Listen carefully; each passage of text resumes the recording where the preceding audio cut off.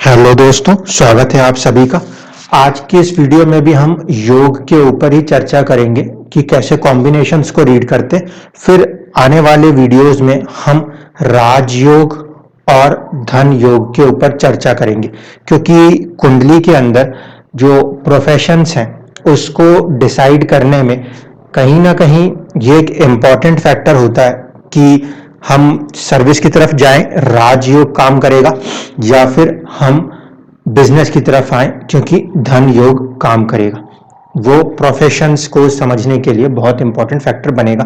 तो आप में से जो लोग भी पहली बार इस वीडियो को देख रहे हैं वो इस वीडियो को लाइक और सब्सक्राइब कर सकते हैं, ताकि आप तक जो कोई भी वीडियो मैं बनाऊं वो तुरंत पहुंच सके। चलिए आज इस कुंडली को एनालिसिस करना सीखते हैं। ये कुंडली जो है ये 9 नंबर से बन रही है। 9 नंबर से बनने का मतलब है कि ये धनु लगन से बनी हुई कुंडली है। धनु लगन से बनी हुई कुंडली में लगन जो है वो 10 डिग्री पर है, मूल नक्षत्र है, केतु उसके स्वामी होते हैं। अब यहां पे सबसे इंपॉर्टेंट चीज कि केतु का नक्षत्र है और केतु उसी नक्षत्र में बैठा हुआ है, यानी कि जो ये कुंडली है जिन जातिका की, उनका सब कॉन्शियस माइंड बिल्कुल अपने ही नक्षत्र में बैठा है। सबसे ज्यादा जागृत अवस्था में होगा ऐसा इंसान। उन्हें पता होगा कि उन्हें क्या करना है। क्यों? क्योंकि अवेयरनेस बढ़ जाती है जब कभी भी आपका जो लगन का मिड पॉइंट लॉर्ड, यानी कि आपका सोचने का ढंग, आपका सबकॉन्शियस माइंड एग्जैक्टली उसी नक्षत्र में आ जाए और खासकर फर्स्ट हाउस में ही बैठकर आ जाए तो और भी ज्यादा जागृत हो जाता है। तो यहाँ पर जो जातिका हैं उनका सबकॉन्शियस माइंड पूरी तरीके से एक्टिव रहने वाला है। मगर यहाँ एक चुनौती आने वाली है। चुनौती ये आएगी कि ये ग्रह केतु है। केतु का मतलब है डिटैचमेंट। डिटैचमेंट का मतलब जैसे योगी होते हैं। योगी का क्या है? वो दुनिया में रहकर भी दुनिया से अपने आप को थोड़ा सा दूर रखते, कटा हुआ से रखते, वो वाला फॉर्मेशन। डिटैचमेंट को आज के तारीख में अगर हम कहें तो पॉजिटिव इस सेंस में होगा कि अगर इंसान खुद थोड़ी देर कहीं पे बैठता है और वो सोचता है, सोच के कई नई चीजों को खोजता है, तो जैसे रिसर्च करके बारीकियों के साथ इंसान बाहर आता है, वैसे उनको सक्सेस मिलती है। तो केतु के होने के कारण आपको आत्मचिंतन, आत्म मनन ये करना चाहिए, जिससे कि आपको अपने अंदर के पोटेंशियल में एक राइज देखने को मिलेगा। दूसरी एक इंपॉर्टेंट बात, चंद्रमा जो है वो 8वें भाव में बैठा है, ठीक है, 8वें भाव का स्वामी होके, प्लस चंद्रमा जो है वो जल तत्व की राशि में बैठा है, तो जातिका इमोशनल होंगी, इससे इनकार नहीं किया जा सकता। दूसरी इंपॉर्टेंट चीज हम ध्यान से देखें कि चंद्रमा से 4 घर आगे पीछे आपको देखना है, ठीक है। चंद्रमा से 4 घर आगे पीछे देखें तो चौथे घर में जाके शनि मौजूद है और राशि परिवर्तन के कारण वहां पे शुक्र मौजूद है। बाकी कोई भी ग्रह जो है वो चंद्रमा से 4 घर आगे पीछे नहीं बन रहा। राहु एक छाया ग्रह है, उसका वहां पे मौजूद होना थोड़ा सा सपोर्ट करता है, लेकिन चंद्रमा के आगे पीछे कोई ग्रह ना हो तो केमुंद्रम दोष कहा जाता है। इस कुंडली में केमुंद्रम दोष तो काम नहीं करेगा क्योंकि उसके केंद्र से उस पर दृष्टि आ रही है, तो केमुंद्रम दोष भंग मानेंगे। होगा क्या, चंद्रमा से आगे पीछे जब कोई ग्रह नहीं है तो ऐसी परिस्थिति में चंद्रमा मन है, मन को खुश करने वाली दशाएं क्या होंगी? मन को खुश करने वाली दशाएं वो होंगी जो कि चंद्रमा से दोस्त हों। और मैंने कहा था दोस्ती का क्या कंडीशन है कि ग्रह से 4 घर आगे या 4 घर पीछे होना चाहिए। तो चंद्रमा को खुशी तब मिलेगी, मन को खुशी तब मिलेगी जब शनि की दशा चले या फिर राशि परिवर्तन होने के कारण शुक्र की दशा चल जाए। ऐसी परिस्थिति में ही मन को खुशी मिलेगी, वरना इस कुंडली में बाकी की ज्यादातर दशाएं जो है वो मन को खुशी नहीं देंगी। भले आपको फिजिकल लेवल के ऊपर, मटेरियल लेवल के ऊपर सारी चीजें मिल जाएं। क्यों? क्योंकि केतु जो है वो डिटैचमेंट वाला सबकॉन्शियस है, आप उसको लेकर आए हो। और चंद्रमा जहां से हम दशाओं को देखते हैं उसका स्वामी और मन का नेतृत्व करने वाला प्लेनेट चंद्रमा, वो इमोशनल तो है लेकिन उसके पास दशाओं में ऐसा कोई बड़ा सपोर्ट नहीं है कि सारी दशाएं मन को खुश करती हो। तो ये थी पहली चीज। अब हम यहाँ पे देखते हैं कि कौन कौन से योग फॉर्म हो रहे हैं। सबसे पहले तो केतु सूर्य के साथ बैठे हैं, माइंड अपने ही नक्षत्र मूलम में बैठा था, ठीक है। केतु सूर्य के साथ बैठे हैं। सूर्य कहाँ के स्वामी है, ये जहां पे 5 नंबर लिखा है ये 9th हाउस हुआ।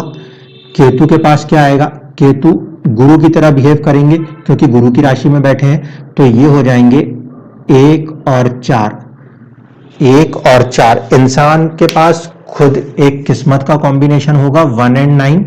साथ ही साथ जो उनका घर होगा, जो फैमिली होगी, वो भी कहीं ना कहीं किस्मत से कनेक्ट होगी 4 और 9। लेकिन केतु है तो डिटैचमेंट है, इस कारण से किस्मत से मिलने के बाद भी चीजों को जो है उतना खुशी के साथ एक्सेप्टेंस शायद इतनी आसानी से ना मिले, डिटैचमेंट। दूसरी बात है चंद्रमा से देखें तो ये जो पोजीशंस हैं ये इसके फ्रेंडली नहीं है, इस कारण से भी चीजें तो मिल जाएं लेकिन मन को खुशी ना मिले। ये कॉम्बिनेशन हो गया। देन नेक्स्ट कॉम्बिनेशन को देखते हैं, सूर्य के कॉम्बिनेशन को ही देखते हैं। यहाँ पे सूर्य जो है वो जुपिटर के साथ कनेक्ट माने जाएंगे क्योंकि वो जुपिटर की राशि में बैठे हैं, ठीक है। जुपिटर की राशि में बैठे हैं, इसका मतलब अब फिर सेम कॉम्बिनेशन रिपीट हो रहा है 9 के साथ 1 और 4। इसका मतलब है कि ये कॉम्बिनेशन बहुत ही स्ट्रॉन्ग कॉम्बिनेशन है, 1 और 9, 4 और 9। आपको प्रॉपर्टी का मिलना ये बहुत स्ट्रॉन्ग कॉम्बिनेशन है किस्मत से, फैमिली का मिलना बहुत स्ट्रॉन्ग कॉम्बिनेशन है किस्मत से, मदर का मिलना बहुत स्ट्रॉन्ग कॉम्बिनेशन है किस्मत से। लेकिन इन तीनों ही चीजों में क्योंकि केतु का फैक्टर है, डिटैचमेंट है, तो वो मिलने के बाद भी उसके मिलने का सुख कहीं ना कहीं मानसिक रूप से भी नहीं हो पाता क्योंकि केतु है। आत्मचिंतन, आत्ममनन की आवश्यकता आएगी। यहां पर गुरु डायरेक्टली तो नहीं कनेक्ट हुए हैं कि साथ आके बैठे हों, है तो दोस्त एक घर पीछे होके, और साथ ही साथ सूर्य यहाँ पे बलवान होंगे क्योंकि ये अग्नि तत्व की राशि में है। सूर्य के साथ गुरु दोस्त हैं, इसलिए भी ये बहुत अच्छा कॉम्बिनेशन माना जाएगा। पहले सूर्य और गुरु में दोस्ती और उसके बाद साथ ही साथ जो गुरु है वो तात्कालिक रूप से भी उनके मित्र बने हुए हैं। इस कारण से सूर्य बहुत अच्छी पोजीशन में है, इसको हम बेस्ट मान सकते हैं। किस्मत यहाँ पे आपके लिए कहीं ना कहीं बेस्ट हो गई। इसके बाद का कॉम्बिनेशन को रीड करते हैं और ये पूरे का पूरा कॉम्बिनेशन 1st हाउस में है जो कि आपके स्टेटस, आपके पर्सनैलिटी को कहीं ना कहीं सपोर्ट करेगा। अगले कॉम्बिनेशंस को रीड करते हैं। अगला कॉम्बिनेशन 2nd हाउस में देख रहे हैं हम। 2nd हाउस का जो कॉम्बिनेशन है इसमें बहुत सारी चीजें बन रही हैं। पहले हम लेते हैं वीनस को मार्स के साथ। वीनस क्या है, 11th हाउस का लॉर्ड है और 6th हाउस का लॉर्ड है। 6 और 11 ये किसके साथ जुड़ा है, मंगल के साथ। मंगल क्या है, 12th हाउस का लॉर्ड है और 5th हाउस का लॉर्ड है। 5 और साथ ही साथ 12, ठीक है। अब इसमें देखिए, इसमें एक चीज फॉर्म हो रही है 11 और 5। 5th जो है वो है बुद्धि और लाभ होता है 11। तो बुद्धि का लाभ, जातिका जो है वो कहीं ना कहीं अपने बुद्धि बल से चीजों को काफी अच्छा करने में सक्षम हो जाएंगी। लाभ किसके साथ जुड़ रहा है, बुद्धि के साथ। 5 और 11 ये कॉम्बिनेशन सपोर्ट कर रहा है। फिर 11 और 12 जो है ना, ये एक नेगेटिव है। 11-12 का नेगेटिव क्या है, 12वां जो है वो है खर्चा, ठीक है। 12th हाउस का लॉर्ड है मंगल, खर्चे का स्वामी है और उच्च का होकर बैठा हुआ है। ऐसे परिस्थिति में आपके जो खर्चे हैं वो बढ़े हुए होंगे, एक चीज। दूसरी चीज, 11th is a gain and 12th is a loss, तो गेन और लॉस कनेक्टेड है। ऐसे में कभी कभी हम ये भी कह सकते हैं इस फॉर्मेशन में कि जितना आप खर्चते हो उतना आपको फायदा भी होता है। दूसरा, इसको हम नेगेटिव अगर रीड करेंगे तो किस वे में रीड करेंगे, इसको इस वे में रीड कर सकते हैं कि इंसान थोड़ा सा ज्यादा खर्च करने वाला हो सकता है, ठीक है। 12th हाउस, या फिर जातिका जो है वो कुछ ज्यादा गेन्स बनाए शुक्र से, तो मंगल के पीरियड में उस गेन्स में एक कमी देखने को मिले, ये भी कहा जा सकता है। 6 और 5 का कॉम्बिनेशन है। 6 और 5 के कॉम्बिनेशन में थोड़ी सी नेगेटिविटी है। नेगेटिविटी कैसे, देखिए पॉजिटिव साइड तो ये होता है कि छठा हाउस होता है कंपटीशन का और पांचवा भाव जो होता है वो है विद्या का। तो विद्या को अर्जित करके इंसान जो है कॉम्पिटिशन्स कर सकता है, ये प्लस पॉइंट होता है 5 और 6 के कॉम्बिनेशन में। लेकिन इसका नेगेटिव कॉम्बिनेशन को इस तरीके से रीड करेंगे कि छठा भाव जो है वो संघर्ष का है और पांचवा भाव जो है वो होता है प्रेम का और संतान का। तो ऐसे परिस्थिति में छठे का पांचवे के साथ कनेक्ट करना, यानी कि फॉर द लव कहीं ना कहीं संघर्ष हो जाए, साथ ही साथ संतान से या संतान को लेकर भी थोड़ा सा संघर्ष करना पड़ सकता है। प्लस पॉइंट सिर्फ ये है कि फिफ्थ हाउस का लॉर्ड उच्च के हो गए हैं, इस कारण से संतान वाला पक्ष की जो प्रॉब्लम है वो थोड़ी सी कम हो जाएगी और जो थोड़ा सा लव का फैक्टर है उसमें भी बहुत ज्यादा समस्याएं कहूं तो नहीं आएंगी, लेकिन हाँ संघर्ष क्योंकि जुड़ा है तो एक तौर पे संघर्ष रहेगा। 6 और 12 का कॉम्बिनेशन इसे विपरीत राजयोग की परिस्थिति कहा जा सकता है। ऐसे में अचानक से कोई लाभ बन सकते हैं जो धन के लिए भी बनेंगे, क्योंकि ये धन भाव में सेकंड हाउस में कॉम्बिनेशन है। ठीक है, इसके बाद अगले को रीड करते हैं। Venus and mercury, Venus plus mercury, इस कॉम्बिनेशन को देखेंगे तो अगेन ये 6 और 11 पीछा नहीं छोड़ रहा, लाभ और संघर्ष पीछा नहीं छोड़ेंगे। इसको याद रखना, 11 लाभ है 6 संघर्ष। अब इसके साथ जोड़ना है बुध को। बुध कहां से आ रहे हैं? 10th house of status and 7 is a marriage. तो पद प्राप्ति भी होता है, व्यापार भी होता है। 7वां भाव, 7 और 10। संघर्ष किस में रहेगा? मैरिज में भी रहेगा। संघर्ष किस में रहेगा? स्टेटस को पाने में भी रहेगा। ठीक है, संघर्ष भी दे देगा वो। वैसे तो ये सॉफ्ट प्लैनेट्स हैं, तो सॉफ्ट प्लैनेट्स में कोई इतनी प्रॉब्लम नहीं आएगी, बहुत हार्ड लेवल का संघर्ष नहीं करना पड़ सकता। हाँ, लेकिन संघर्ष फिर भी कराएंगे, क्योंकि जिस राशि में बैठे हैं उस राशि का स्वामी शनि है, वो थोड़ा सा क्रूर ग्रह माना जाता है। दूसरी चीज, लाभ क्या है? 7th, मैरिज से गेन्स होंगे। 11th connected with 7th, marriage से गेन होंगे और साथ ही साथ स्टेटस में भी गेन होगा। स्टेटस में भी गेन होगा। 11th कनेक्टेड विद 10th है। ये चीजें आपको देखने को मिलेंगी इस कॉम्बिनेशन के दम पे। अब कॉम्बिनेशन बचता है वो है बुध और मंगल का, मर्क्यूरी प्लस मार्स। देखिए अब यहां पे क्या कंडीशन हो गई। ये था आपका मैरिज एंड स्टेटस, ये था आपका 5 एंड ये 12th। 5 और 7 जो है वो थोड़ा सा इशारा देता है कि मैरिज के अंदर लव का फैक्टर कनेक्ट हो जाए। ठीक है, लेकिन ग्रह जो है ना, ग्रह आपस में एक दूसरे को दुश्मन मानने वाले हैं।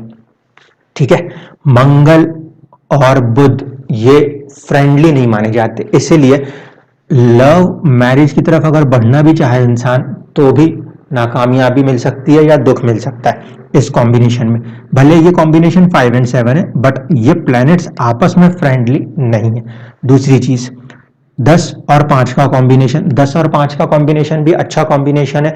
आप एजुकेशन से जुड़ के भी काम कर सकते हो प्रोफेशन स्टेटस के हिसाब से, और ये किसी पद प्राप्ति को भी दे सकता है, क्योंकि पंचम भाव भी कहीं ना कहीं पद को पाने में मदद करता है। लेकिन फिर क्योंकि ये कॉम्बिनेशन दो विपरीत ग्रहों के बीच, यानी कि ऐसे ग्रहों के बीच है जो कि दुश्मन है, ऐसी परिस्थिति में संघर्ष करने के बाद चीजें मिलेंगी। ठीक है, 7 5 को समझा दिया मैंने, 10 और 5 को समझा दिया। अब 7 और 12 को देखें।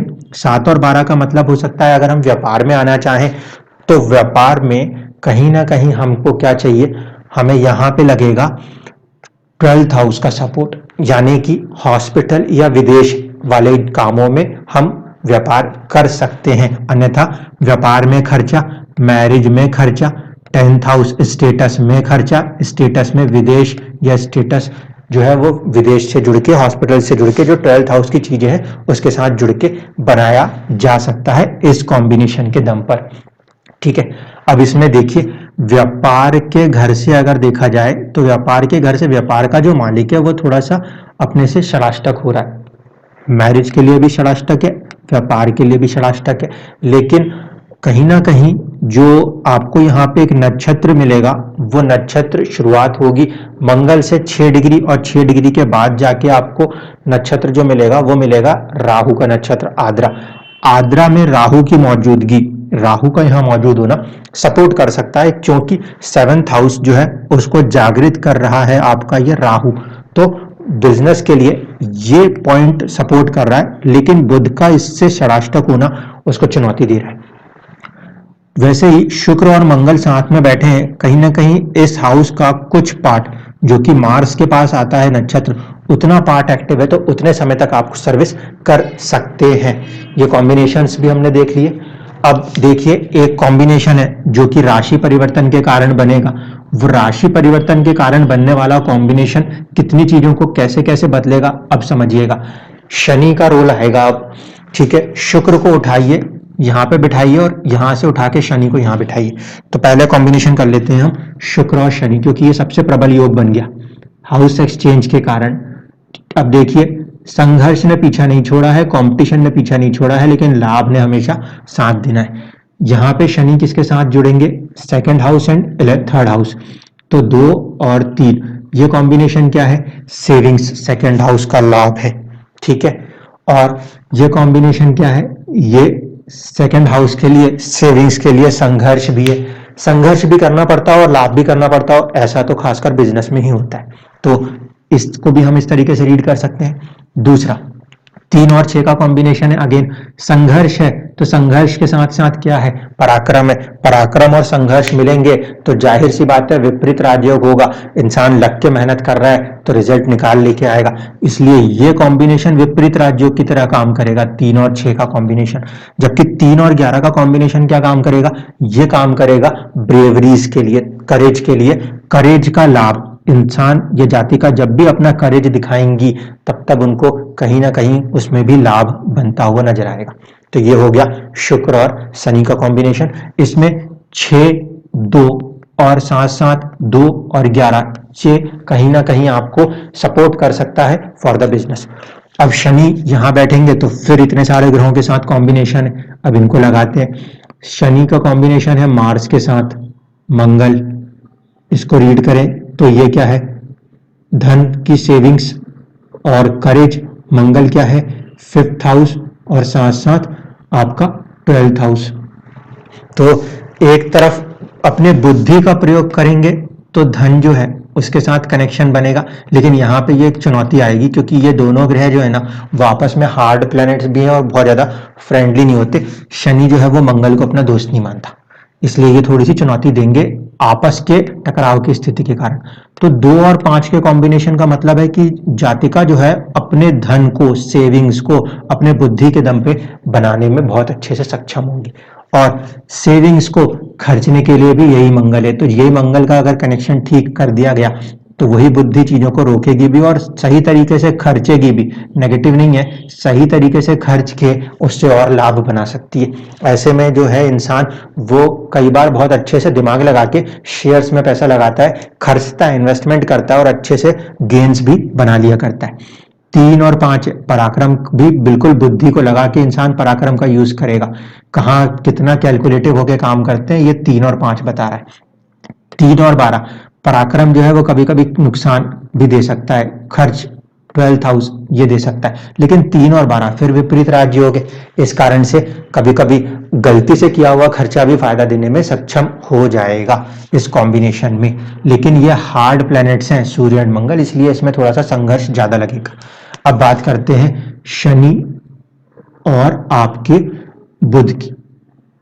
इसमें ये सारे ही फ्रेंड्स हैं, है ना, कोई दिक्कत नहीं है, क्योंकि देखिए 4 घर के ही अंतर पर है, इसलिए भले वो तात्कालिक रूप से देखेंगे दोस्त, नेचुरल रूप से अगर दुश्मन भी है तो न्यूट्रल हो जाएंगे। नेगेटिव कोई कॉम्बिनेशन नहीं है कि मैं बोल दूं कोई कॉम्बिनेशन या नेगेटिव काम करेगा, ठीक है। अब ये वाले कॉम्बिनेशन को देखें, शनि और बुध को, यहाँ पे फिर आ गया 2 और 3 और इसको साथ मिल रहा है किसका, बुध क्या है यहाँ पर 7 और 10, 7 और 10, ठीक है।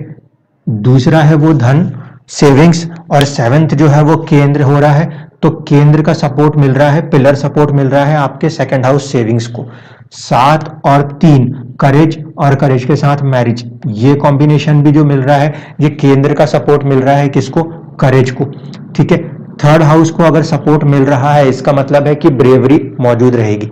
ये कॉम्बिनेशन कोई बहुत धन योग या ऐसे योगों को नहीं बना रहा, लेकिन 2 और 10 का कॉम्बिनेशन होना ये जो है ना ये एक हाई स्टेटस को दिखाता है कि आपके पास एक अच्छा स्टेटस होना चाहिए, क्योंकि 10th हाउस और 10th हाउस से 5वां है ये दूसरा भाव, इसमें एक संबंध बन गया, तो हाई स्टेटस देने में ये सक्षम है। 3 और 10 का कॉम्बिनेशन जो है ये स्टेटस के साथ मतलब प्रोफेशन में चुनौतियों को देखेंगे, क्योंकि यहां से ये इसका 6th है। इस कारण से कुछ चुनौतियों के बाद ही आप अपने आप को प्रोफेशनल राइज की तरफ देख पाओगे। ये कॉम्बिनेशन इस तरीके से काम करता है। तो इस कॉम्बिनेशंस को हमने देख लिया। अब हम चलते हैं चंद्रमा के साथ बनने वाले कॉम्बिनेशंस को लेके, क्योंकि वो भी बहुत सारे कॉम्बिनेशंस बना रहा है। कुछ नहीं करना, मैंने जितने सारे कॉम्बिनेशंस रटा दिए इस समय आपको, उसमें आप ये कर लो, मून को कनेक्ट कर दो। Moon is a 8th Lord, uncertainty. अब आप सबको जोड़ दो। ये अनसर्टेनिटी किससे जुड़ गई है? ये जुड़ गई है शुक्र के साथ। अनसर्टेन गेन्स होंगे, अनसर्टेनली आपको क्या आएगा? चुनौतियां आएंगी, कॉम्पिटिशन आएगा, संघर्ष आएगा, अनसर्टेनली आएगा। 6 और 11, फिर यही 8 है, ये बुध के साथ जोड़ दीजिए। अनसर्टेनिटी है, अचानक से होने वाले काम है। किस में जोड़ने हैं? मैरिज में जोड़ना है, स्टेटस में जोड़ना है। अचानक से उठे उठे शादी हो गई और आपको स्टेटस में चेंज ओवर मिल जाए अनसर्टेनली, ये करा रहा है कॉम्बिनेशन। कौन सा कॉम्बिनेशन करा रहा है बता सकते हो अब आप? कि मून प्लस मर्क्यूरी, ये जिम्मेदार है। रात को सोए और दिन में अगले शादी फटाफट हो गई। ठीक, क्योंकि देखिए दोनों ही सौम्य ग्रह हैं और दोनों कोई दोस्त भी नहीं है। तो बुध जो है वो चंद्रमा को दुश्मन मानता है, चंद्रमा तो सबको न्यूट्रल मानता है।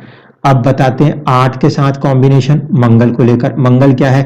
खर्चा, 12वां और 5 बुद्धि। ठीक है, तो बहुत ही अनसर्टेनिटी के साथ बुद्धि काम करेगी और अनसर्टेनिटी के साथ खर्चे भी काम करेंगे।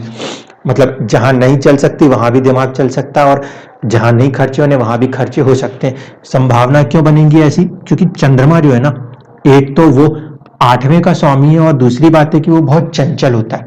तो मतलब अपन गए, किसी को कोई सॉल्यूशन समझ ना आ रहा हो लेकिन आपको तुरंत उसका सॉल्यूशन समझ में आ जाए, क्योंकि अनसर्टेनिटी इन माइंड।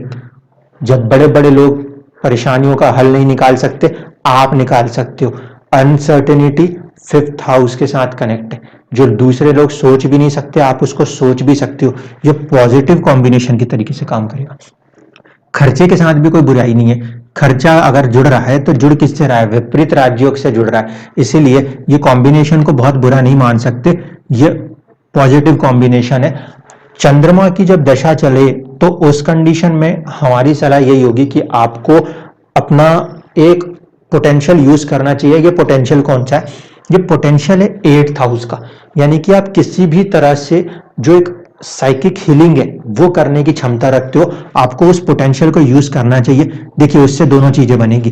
केतु है डिटैचमेंट, दूर हटाना, और साथ साथ चंद्रमा जहां बैठा है वो खुश होगा जब वो अपने काम से जुड़ेगा। तो ऐसे में जब आप साइकिक हीलिंग या ऐसे किसी चीज के साथ दूसरों से कनेक्ट होंगे, उनके अंदर बदलाव लाएंगे, 8th हाउस ट्रांसफॉर्मेशन लेकर आएंगे, तो उस कंडीशन में ये चंद्रमा ज्यादा खुश होगा। चंद्रमा की दशा के अंदर इस चीज को हम देख सकते हैं। तो ये सारे कॉम्बिनेशन हो गए। अभी 2 कॉम्बिनेशन और बचे हैं, वो कॉम्बिनेशन होंगे शनि के साथ। तो 8 शनि का मतलब है 2 और 3, अचानक से धन की सेविंग्स और अचानक से आपका पराक्रम का जाग जाना, ये कॉम्बिनेशन देगा।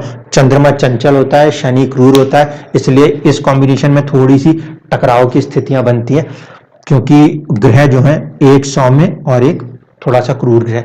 एक इनडायरेक्ट कॉम्बिनेशन है जो कि पूरा नहीं हो पाया, वो है चंद्रमा और गुरु का कॉम्बिनेशन। ठीक है, चंद्रमा और गुरु का कॉम्बिनेशन इनडायरेक्ट इसलिए कह रहा हूं क्योंकि गुरु की दृष्टि है चंद्रमा पे, चंद्रमा का इंपैक्ट गुरु पे नहीं है। तो इसकी वजह से जुपिटर का एस्पेक्ट अगर कंसीडर कर लें तो 8th हाउस के ऊपर पॉजिटिविटी है जुपिटर जैसे पॉजिटिव प्लेनेट की, जो कि 1 और 4 को देता है, 1 और 4 को देता है। तो इस कंडीशन से 1st हाउस का और साथ साथ 4th हाउस का भी एक रिलेशन है, किसके साथ? अनसर्टेनिटी के साथ। लेकिन ये कंप्लीट रिलेशन नहीं है। चंद्रमा गुरु को नहीं देख रहे, सिर्फ गुरु चंद्रमा को देख रहे हैं। इसका मतलब कि ना चाहते हुए भी जिंदगी में कोई इवेंट 1st और 4th से जुड़ के हो जो कि अनसर्टेनली हो जाए। 8th हाउस खुद इन्वॉल्व डायरेक्टली नहीं है, लेकिन 1 और 4 का लॉर्ड इन्वॉल्व है, जो कि 8वें को देखकर उसे पावर या एनर्जाइज करता है। तो ये कॉम्बिनेशंस आपकी जिंदगी में काम कर रहे हैं। इन सबके साथ साथ आखिरी में जो एक कॉम्बिनेशन बच गया है उसको भी देख लेते हैं, वो है जुपिटर जो बैठा हुआ है वो कैसे कनेक्ट है। जुपिटर जो है वो बैठा है तो मंगल के साथ कनेक्ट हो गया। जुपिटर मंगल के साथ कनेक्ट होने का मतलब क्या हुआ, जुपिटर इज ए 1 and 4 और कनेक्शन है उसका आपके 5 और 12 से। ये कॉम्बिनेशन जो है ये आपको विदेश तक ले जा सकने में सक्षम है, ठीक है। अन्यथा ये कॉम्बिनेशन है जो कि आपको थोड़ा सा मानसिक तौर पे परेशान रखने में सक्षम है, जुपिटर एंड मार्स का। दूसरी चीज, यही कॉम्बिनेशन खर्चे वाला भी बना सकता है। ये कॉम्बिनेशन जो है ये एक पॉजिटिव कॉम्बिनेशन के तौर पे देखेंगे, क्योंकि इसमें एक केंद्र और एक त्रिकोण, एक केंद्र एक त्रिकोण का कॉम्बिनेशन है। इस कारण से ये कॉम्बिनेशन फ्रूटफुल है, जो कि आपके बुद्धि का 5th हाउस का सुख 4th हाउस ये कनेक्ट कर रहा है, तो आप अपने बुद्धि के सुख से चीजों को संभालने में सक्षम होंगे। 1 और 5 का कॉम्बिनेशन भी अच्छा कॉम्बिनेशन है, तो ये सेल्फ डेवलपमेंट के लिए इंसान अपने आप को आगे ला सकता है। 4 और 12 ये प्रॉपर्टी के लिए खर्चे वाला तो जरूर कहा जा सकता है, लेकिन उसके बावजूद भी चौथे घर से ये 9th होने के कारण एक अच्छा कॉम्बिनेशन कह सकते हैं कि आप 4 को और 12 को आपस में कनेक्ट कर सकते हैं। ये नींद के लिए हाउस होता है और ये होता है आपके मनोस्थिति। तो मनोस्थिति और 12th के इस कॉम्बिनेशन को आप चाहो तो पॉजिटिवली यूटिलाइज कर सकते हो। चैरिटी के साथ जुड़े हुए काम या ऐसे जो काम होते हैं जो 12वां घर से जुड़ते हैं, वह ऐसे परिस्थिति में मन को खुश करते हैं। तो यहाँ पे अगर हम चैरिटी को भी देखते हैं तो वो आपको स्टेटस गेन सर्टेनिटी देता हुआ दिख रहा है। तो आप ऐसे प्रोफेशंस के साथ जुड़ सकते हैं जिसमें दूसरों की हेल्प करते हैं और उसके कारण आपको भी एक अच्छी फीलिंग्स आती है। एक चीज को हमेशा ध्यान रखिएगा, क्योंकि चंद्रमा से कोई भी ग्रह आगे पीछे नहीं है, शनि और शुक्र को छोड़ के कोई भी ग्रह उसका तात्कालिक दोस्त नहीं बन पा रहा, इसलिए ज्यादातर दशाएं जो होंगी ना, उसमें आप अपने आप को ऐसा महसूस करोगे कि आपको सब कुछ होते हुए भी दिल में खुशी नहीं है। दिल में खुशी वाली दशाएं होती हैं वो हो सकती है शनि की और शुक्र की, या तो उनकी पूरी महादशाएं आ जाए, अन्यथा जब भी चंद्रमा की महादशा में शनि का अंतर या शुक्र का अंतर आएगा तो ज्यादा मन खुश होगा बजाय बाकी दशाओं के। चंद्रमा की दशा में आपको यही सलाह होगी कि आप हीलिंग वाले काम, 8वें घर की जो एनर्जीज होती हैं उससे जुड़ के काम कीजिए, वो दशा आपको काफी फ्रूटफुल रिजल्ट देगी। और अनसर्टेनिटी के साथ सारी चीजें हैं, इसीलिए चंद्रमा की दशाओं में मैंने जितने कॉम्बिनेशंस चंद्रमा से बनाए हैं वो सारी चीजें अनसर्टेनिटी के साथ आपको लाभ देती हुई नजर आएंगी। धन्यवाद।